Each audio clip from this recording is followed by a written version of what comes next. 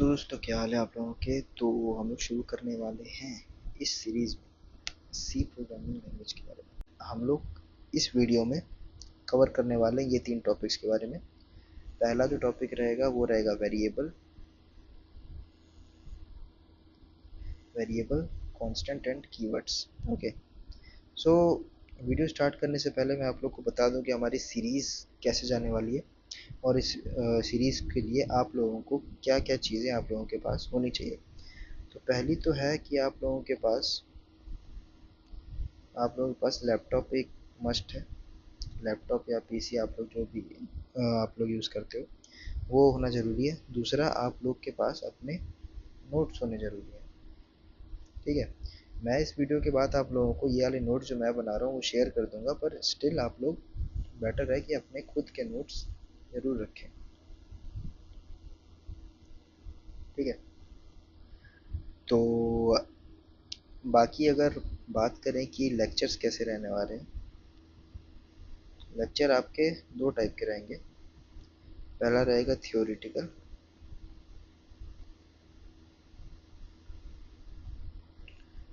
और दूसरा रहेगा आपका प्रैक्टिकल।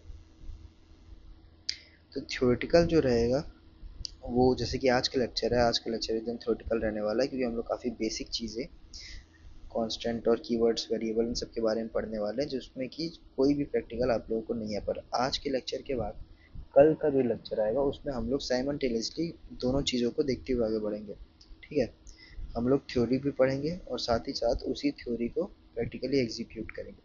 अब एग्जीक्यूट करने के लिए आप लोगों के पास क्या क्या होना चाहिए, तो लैपटॉप होना चाहिए। उसमें आप लोगों को कंपाइलर्स यूज़ करने पड़ेंगे। कंपाइलर्स, तो कंपाइलर्स में आप लोग क्या यूज़ कर सकते हो, कंपाइलर्स में आप लोग यूज़ कर सकते हो वी एस कोड को, या आप लोग यूज़ कर सकते हो डेव सी प्लस प्लस को।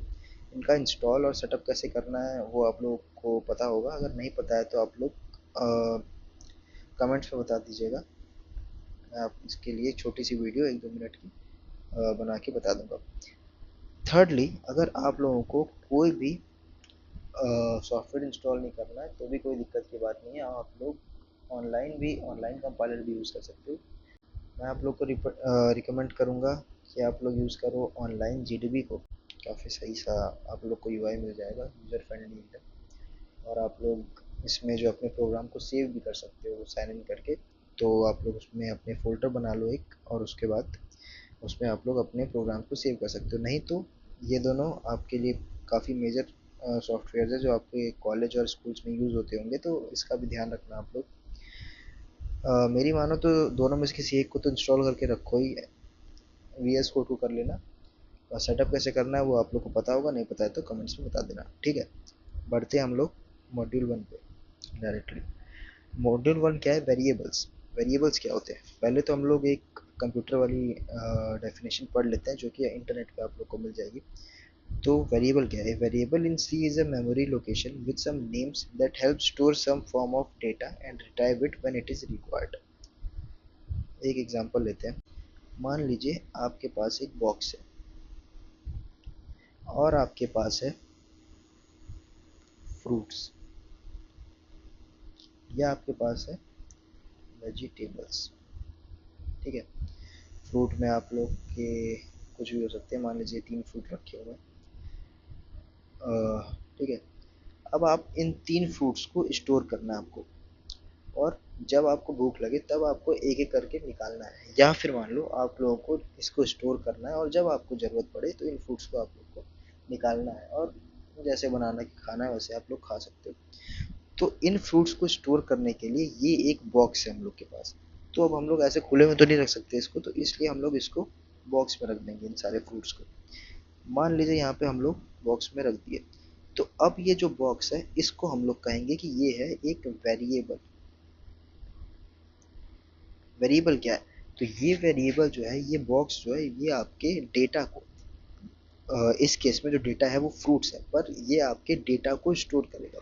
फ्रूट्स हम लोग स्टोर नहीं कराने वाले, हम लोग जैसे कि इंटीजर हो गया, स्ट्रिंग हो गया, कैरेक्टर हो गया, डबल वैल्यूज हो गए, इन सबको स्टोर कराने वाले हैं। For example I N T a is equal to, और इसकी जगह पर हम लिख सकते हैं INT num is equal to 5।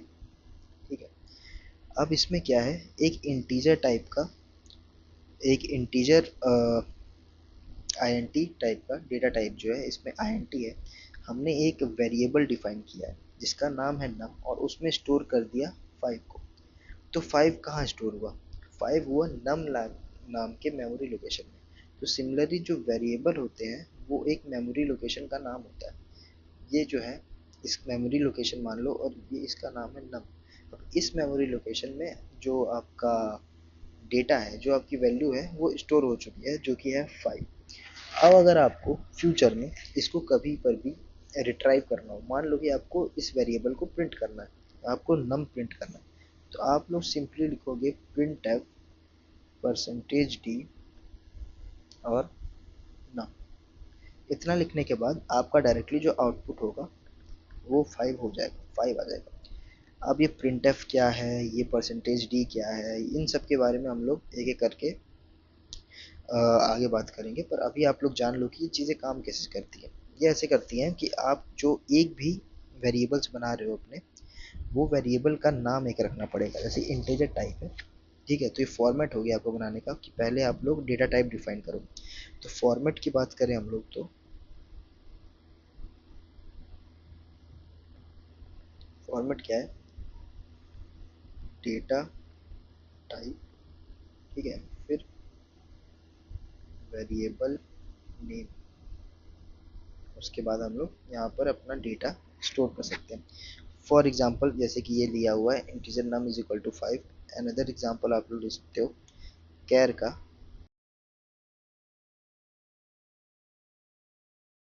एक कैर जो है ये भी एक डेटा टाइप है, जो कि है कैर डेटा टाइप। इसमें हम लोग अल्फ़ाबेट नाम का एक वेरिएबल लिए और उसमें हम लोग ए को स्टोर करा। तो सिमिलरली जैसे कि यहाँ पे नम था, तो यहाँ पे सिमिलरली आप लोगों को एक और मेमोरी लोकेशन मिलेगी जिसका नाम रहेगा क्या, अल्फ़ाबेट, अल्फ़ाबेट, और इसमें स्टोर रहेगा ए। ठीक है, तो अब आपको कभी भी एक्सेस करना हो तो आप लोग डायरेक्टली इस अल्फ़ाबेट को स्टोर एक्सेस करेंगे और इस अल्फ़ाबेट में आप लोगों को ए वेरिएबल को जहाँ कहीं भी यूज़ करना हो वहाँ पे आप लोग यूज़ कर सकते हैं। ठीक है, तो अब आते हैं हम लोग इसी में एक इम्पॉर्टेंट टॉपिक की, रूल्स क्या होते हैं, how to define variables, rules, rules of, rules to create variables. ऐसे नहीं है कि आप लोग कोई भी नाम लेकर वेरिएबल्स को डिफाइन कर दो। वेरिएबल्स का नाम कैसे होता है, what, how can we define the name of a variable, इसके कुछ रूल्स होते हैं। रूल नंबर 1, ठीक है, जो भी वेरिएबल का नेम होगा, name always case sensitive, name always case sensitive. इसका मतलब ये है कि अगर आप लोग ऐसे लिख रहे हो कि INT,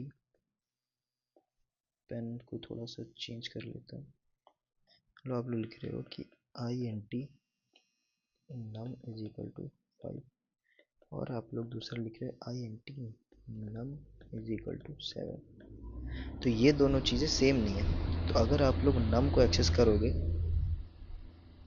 तो आप लोग इसको एक्सेस करोगे, अगर आप लोग इस वाले num को एक्सेस करोगे तो आप लोग इस वाले num को एक्सेस करोगे। तो केस सेंसिटिव आपका जो होता है वो वेरिएबल नेम होता है। तो आप लोगों को उसी हिसाब से ध्यान रखना है कि आप लोग जो भी कैरेक्टर यूज़ करो एज इट इज़ वही कैरेक्टर को आप लोगों को एक्सेस करना है। ठीक है, तो ये था हमारा पहला रूल। ठीक है, अब आते हैं दूसरे रूल पर। दूसरा रूल है फर्स्ट कैरेक्टर ऑलवेज अल्फ़ाबेट। अगला रूल है no special character are allowed other than the underscore. Special characters आप लोगों को पता होंगे, स्पेशल कैरेक्टर आप लोगों के वेरिएबल्स में अलाउड नहीं है other than this one, underscore. Underscore जो होता है वो नीचे लिखा जाता है, जैसे कि A_B आप लोग देखे होंगे। तो ये जो होता है ये ओनली अलाउड है। फॉर एग्जांपल जैसे कि INT name underscore 1 is equal to, sorry integer में नेम के क्या जरूरत, INT num underscore 1 is equal to 12, INT num underscore 2 is equal to 7, ऐसे करके आप लोग लिख सकते हो, ये कि जो है अलाउड है। तो आप लोगों को आइडेंटिफाई करना पड़ेगा कि कौन से सही कीवर्ड्स हैं और कौन से गलत कीवर्ड्स हैं। जैसे कि आप लोगों को मैं कुछ एग्जांपल्स देता हूँ और वो एग्जांपल देकर आप लोग बताना इस रूल्स के बेसिस पर, ये जो मैंने बताया, ठीक है, इसको तो हम बाद में देखेंगे। ये 3 रूल्स जो मैंने आप लोगों को बताया, इसके बेसिस पे आप लोग बताना कि जो नीचे मैं आप लोगों को एग्जांपल्स दे रहा हूँ उसमें से कौन से एग्जांपल, कौन सा वेरिएबल जो है वो सही है, कौन सा वेरिएबल गलत है। पहला एग्जांपल देखो, I N T num is equal to 5। क्या इसमें आप लोगों को कुछ गलत लगा? बिल्कुल नहीं, ये 100% सही है। I N T a num is equal to 7, तो पहला जो इसमें लेटर है वो है कैपिटल अपर केस, उससे हम लोग कोई मतलब नहीं पड़ता, तो ये जो है ये भी सही है। तीसरा एग्जांपल है I N T hyphen one, I N T name hyphen one is equal to 12। अभी हम लोग नेम लिए हैं, पर वेरिएबल का नेम आप लोग कुछ भी रख सकते हो। Hyphen one is equal to 12, ये सही है? नहीं। क्यों? क्योंकि यहाँ पे आपका एक स्पेशल करेक्टर आ गया अदर देन अंडरस्कोर। यहाँ पर देखो, यहाँ पे लिखा है char at first name is equal to प्रथम। क्या ये सही है? बिल्कुल नहीं, गलत है। क्यों? क्योंकि पहला लेटर आपका हो गया स्पेशल करेक्टर। तीसरा क्या है, int seventh num is equal to 7, ये सही है? बिल्कुल नहीं। क्यों? क्योंकि पहला जो कैरेक्टर है वो हमेशा अल्फाबेट होना चाहिए। इसमें क्या है, ये एक न्यूमेरिकल वैल्यू आ गई। न्यूमेरिकल वैल्यू को आप लोग अंदर कहीं भी यूज कर सकते हो, पर स्टार्टिंग में नहीं कर सकते, इसीलिए ये भी गलत हो गया। ऐसे ही करके आप लोगों को और भी चीज़ें देखने को मिलेंगी, पर फिलहाल आप लोग बेसिकली जितना वेरिएबल्स आप लोग समझ सकते हो, इतने में समझ जाओ। अगले टॉपिक पे बढ़ने से पहले हम लोग यहाँ पर एक नोट, जो जनरल नोट था, वो देख लेते हैं कि variables can change throughout the program. जैसे कि इसका नाम है वेरिएबल, तो वेरिएबल हम लोग पढ़े हैं कि जो कि चेंज किया जा सकता है। फॉर एग्जांपल, अगर हमने शुरू में एक नम डिफाइन कर दिया, I N T num is equal to 7, तो अब हम लोग बाद में जैसे मेमोरी लोकेशन में 7 स्टोर हो चुका है एग्जैक्टली, यहाँ पर हम लोग देखें एक मेमोरी लोकेशन बनेगा जिसमें कि 7 स्टोर हो गया होगा। पर अगर हम लोग चाहें तो हम लोग बिना किसी दूसरी चीज़ का यूज़ किए हम लोग direct num is equal to 10 लिखेंगे, तो अब यहाँ से 7 डिलीट हो जाएगा, इस मेमोरी लोकेशन 7 डिलीट हो जाएगा और 10 आ जाएगा। ठीक है, तो वेरिएबल के साथ ऐसा पॉसिबल है। तो हम लोग सबसे पहले वेरिएबल्स देख लेते हैं प्रैक्टिकल करके अपने वी एस कोड में। तो मैंने एक फाइल बना ली है वेरिएबल्स डॉट सी के नाम से, और एक बॉर्डर प्लेट जल्दी से ऐड कर देता हूँ।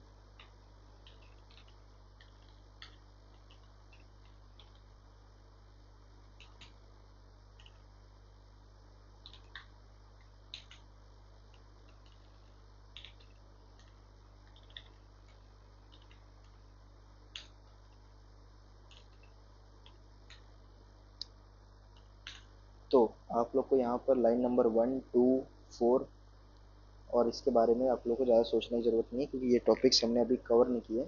इन सब के बारे में, ये सब क्या है, क्यों यूज़ होते हैं, इन सब चीज़ों के बारे में मैं अगले वीडियो में आप लोग से डिस्कस करूँगा। जैसे कि रिटर्न ज़ीरो क्या है, ये हैश इंक्लूड क्या है, उस पर आप लोग अभी ध्यान मत दो। अभी मेन चीज़ के बारे में बात करते हैं, जो कि है वेरिएबल्स। ठीक है, तो मैंने कमेंट ऐड कर दिया वेरिएबल्स। कमेंट्स क्या होते हैं ये भी आप लोग को अगली वीडियो में पता चल जाएगा। ठीक है, तो उसके बारे में आप लोग कुछ इधर जरूरत नहीं है। तो वेरिएबल्स क्या होते हैं, जैसे कि हम लोग पढ़े थे अपने थ्योरी वाले सेक्शन में कि वेरिएबल्स वो होते हैं जो कि एक मेमोरी लोकेशन पे किसी वैल्यू को असाइन करते हैं। जैसे कि मैं एक इंटीजर टाइप का वेरिएबल बनाता हूँ, I N T num is equal to 10। ठीक है, तो हमने एक नम नाम का वेरिएबल बना लिया है। अब नम नाम का वेरिएबल अपनी एक मेमोरी लोकेशन बनाएगा और उस मेमोरी में 10 को स्टोर करेगा, और जब हम लोग नम को एक्सेस करना चाहें तो हम लोग कर सकते हैं वेरिएबल के नाम से। और जब भी हम लोग उसको एक्सेस करेंगे तो हमारा एक्सेस क्या होगा, 10 एक्सेस होगा। फॉर एग्जांपल, अगर हम लोग इसको प्रिंट करना चाहते हैं,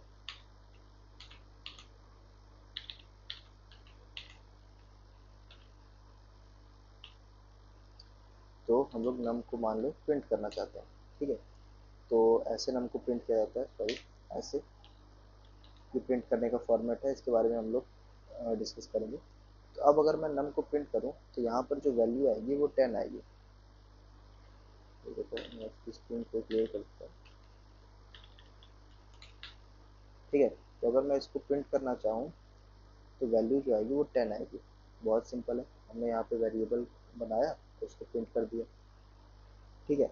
तो और अब अगर मैं एक दूसरा वेरिएबल लेता हूँ, या हम लोग जो रूल पढ़े थे उसके हिसाब से क्या होता था कि वेरिएबल की जो वैल्यू थी उसको हम लोग चेंज कर सकते हैं, अपडेट कर सकते हैं। फॉर एग्जांपल मैं num is equal to 25 print करता हूँ, sorry num is equal to 25 assign कर देता हूँ। तो अब जो नम की जगह पर 25 आ गया, पहले वही नम की जगह पे 10 हुआ करता था। तो अब अगर मैं प्रिंट करूँ नम को, तो आपके हिसाब से क्या आउटपुट आएगा? जी हाँ, आप लोग बिल्कुल सही गेस कर चुके हो। जो वैल्यू आएगी वो अब रहेगी 25। नम पहली लाइन नंबर 4 में हमने नम नाम का वेरिएबल इनिशियलाइज किया और उसमें 10 को असाइन कर दिया, और लाइन नंबर 5 में हमने वही वेरिएबल को अपडेट कर दिया एक नई वैल्यू के साथ। तो अब अगर मैं प्रिंट करना चाहूँ तो यहाँ पर वैल्यू आप देख सकते हो 25। तो बात एकदम क्लियर है, जो वैल्यू थी वो हो गई है 25। ठीक है, क्योंकि हमने वैल्यू को कर दिया है अपडेट। ऐसे करके हम लोग वेरिएबल्स को चेंज कर सकते हैं। बट जो अगली चीज़ है कांस्टेंट, इसका अगर आपको डेफिनेशन में आप लोगों को लिख के बताऊं तो वो कुछ ऐसा होगा कि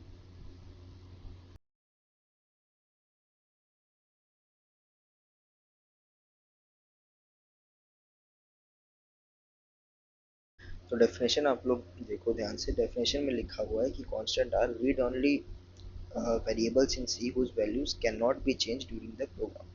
तो इसको डिफाइन कैसे करते हैं? डिफाइन हम लोग करते हैं कॉन्स्ट एक कीवर्ड लगा के। कीवर्ड्स क्या होते हैं बताते हैं और आपको बताएंगे आगे। तो अभी आप लोग देखो कि कांस्टेंट का एक कीवर्ड होता है जिसको हम लोग लिखते हैं CONST, कॉन्स्ट। अब इसके बाद आप लोग लिखो INT, जैसे हम लोग पहले डिफाइन करते थे सिमिलरली वही INT num is equal to 5। अब इसके बाद जो ये नम में, नम के मेमोरी लोकेशन में जो कि 5 स्टोर हुआ है, हाँ, नम के मेमोरी लोकेशन में, अब हम लोग इसको कभी भी मॉडिफाई नहीं कर सकते। ये हमेशा थ्रू आउट द प्रोग्राम आपका नम का जो वेरिएबल नाम, जो नम नाम का वेरिएबल है, इसमें 5 ही रहेगा। आप लोग इसको मॉडिफाई नहीं कर सकते। अगर आप लोग नम इज इक्वल टू 10 ऐसा करके लिखोगे तो कंपाइलर आप लोगों को एक बड़ा सा एरर देगा, समझे? और उस एरर में ऐसा साफ लिखा रहेगा कि आप लोग कांस्टेंट को चेंज नहीं कर सकते। जो एक बार आप लोग डिफाइन कर दिए वही हमेशा रहेगा। यही फर्क है कांस्टेंट और वेरिएबल में। ठीक है। ठीक है दोस्तों, तो अब हम लोग देख लेते हैं प्रैक्टिकल करके कॉन्स्टेंट्स के बारे में। तो मेन डिफरेंस क्या है? मेन डिफरेंस ये है कि जो वेरिएबल्स होते थे उसकी वैल्यू जो थी हम लोग अपडेट कर सकते थे। ठीक है, जैसे कि हम लोग इस कोड में देखे थे कि पहले हम लोग 10 लिए नम की वैल्यू, उसके बाद हम लोग उसकी वैल्यू को अपडेट कर दिए 25 पे। ठीक है। और कांस्टेंट में ऐसा नहीं होता। कांस्टेंट में हम लोग जो भी वैल्यू लेते हैं उसको फिक्स कर देते हैं। ठीक है, मान लो मैं सेम कोड कॉपी करके यहाँ पे पेस्ट कर देता हूँ। अब देखो, हम लोग एक कीवर्ड के बारे में पढ़े थे जिसको बोलते थे CO, मतलब CONST, कॉन्स्ट। ठीक है। अब यहाँ पे मैंने एक वैल्यू ली, मैंने एक वेरिएबल लिया नम नाम से, और उसको एक कीवर्ड के साथ असाइन कर दिया, कॉन्स्ट, कांस्टेंट कीवर्ड। ये कीवर्ड क्या करेगा कि इस वैल्यू को एक क्या बना देगा, इस वैल्यू को एक रीड ओनली वेरिएबल बना देगा। तो ये जो वेरिएबल है नम, वो अब एक रीड ओनली वेरिएबल है। इसका मतलब ये कि इस वेरिएबल को सिर्फ आप पढ़ सकते हो और सिर्फ आप इसको एक्सेस कर सकते हो, आप इसको मॉडिफाई नहीं कर सकते। ठीक है, आप इसको मॉडिफाई नहीं कर सकते। इसका मतलब ये है कि अगर आप, पहले तो मैं इसको रन करके दिखाता हूँ कि इसकी वैल्यू क्या आएगी। बिल्कुल इसकी वैल्यू 10 आ गई। अब अगर मैं इसको, इस वैल्यू को अपडेट करना चाहूँ, मान लो मैं लिखूँ नम इज इक्वल टू 25। ठीक है। तो सबसे पहले तो कंपाइलर आपको डायरेक्टली यहीं पर एक एरर दे देगा कि expression must be A modifiable value. इसका मतलब ये है कि ये जो वैल्यू है वो मॉडिफाई कर रहे हो आप, लेकिन इस वैल्यू को मॉडिफाई नहीं कर सकते क्योंकि ये वैल्यू मॉडिफिएबल नहीं है। अगर मैं इसको रन करूँ तो यहाँ पर देख लो, assignment of read only variable num. इसका मतलब ये है कि जो नम है वो एक रीड ओनली वेरिएबल है। तो इसको आप इसकी वैल्यू को आप लोग अपडेट नहीं कर सकते। यही मेजर डिफरेंस है वेरिएबल और कांस्टेंट। यूज क्यों करते हैं हम लोग कांस्टेंट को? यूज इसलिए करते हैं कि मान लो हम लोग एक वैल्यू को अपने प्रोग्राम में शुरू में ही डिफाइन कर देना चाहते हैं। जैसे कि मान लो मैं नम लिया और उसको 10 डिफाइन कर दिया यहाँ लाइन नंबर 4 पे। तो अब अगर थ्रू आउट मैं अपने किसी भी कोड में पूरे सी के कोड में अगर मैं नम यूज करूँ, वो 10 ही हो, और मैं उसको अपडेट करना ना चाहूँ। मान लो कि हम 4 लोग एक प्रोजेक्ट पे वर्क कर रहे हैं, ठीक है। मैं जो हूँ एज अ एडमिन और एज अ लीडर एक कांस्टेंट बना दिया I N T num is equal to 10, ठीक है। अब ये कांस्टेंट है, तो अब ये बाकी के 3 जो भी प्रोग्रामर है वो इसको यूज कर सकते हैं, बस नम को यूज कर सकते हैं, इसकी वैल्यू को मॉडिफाई नहीं कर सकते, ठीक है। ऐसे ये यूज में आ सकते हैं। हम लोग अब अपने अगले मॉड्यूल पे बढ़ते हैं जो कि है मॉड्यूल मॉड्यूल 3, वो है कीवर्ड्स। Are the keywords? तो इंटरनेट की डेफिनेशन यहाँ पर है कि कीवर्ड्स आर प्री डिफाइंड और reserve words that have special meaning to the compiler. ये कंपाइलर लिखा हुआ है, आप लोग कंफ्यूज नहीं होना।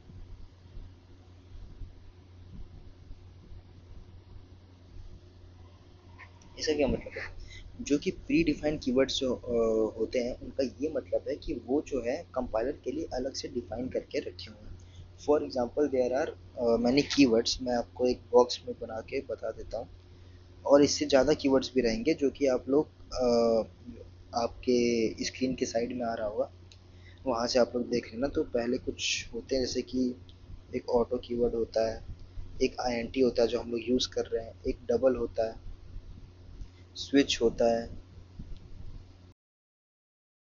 ये कीवर्ड जो हैं इनके लिए अलग से मीनिंग है कंपाइलर में। फॉर एग्जांपल अगर हम लोग आईएनटी यूज़ कर रहे हैं, तो आईएनटी जहाँ पर भी हम लोग अपने कंपाइलर के अंदर आईएनटी लिख देंगे तो वो समझ जाएगा कि ये आईएनटी जो डिफाइन है ये किसी स्पेशल काम के लिए डिफाइन है। जैसे कि आईएनटी डिफाइन होता है किसी इंटीजर को असाइन करने के लिए, इंटीजर वैल्यू को असाइन करने के लिए। उसी तरह से डबल जो होता है वो होता है डबल वैल्यूज को इनिशलाइज करने के लिए या फिर स्टोर करने के लिए। एक डेटा टाइप्स हैं इंटीजर और डबल। तो ये जो वर्ड है I N T, small I N T और स्मॉल डबल, इनका कंपाइलर में मतलब फिक्स है, इनका मीनिंग जो है वो कंपाइलर में फिक्स है। तो आप इन लोग को, दूसरा पॉइंट देखो, आप इन लोग को किसी भी वेरिएबल के या फिर फंक्शन के नाम में यूज़ नहीं कर सकते, या कहीं पर भी इनके अलावा यूज़ नहीं कर सकते। फॉर एग्जांपल जैसे कि स्विच एक कीवर्ड है, तो अगर मैं अपना एक वेरिएबल बनाऊँ, कैर वेरिएबल बनाऊँ मैं, कैर स्विच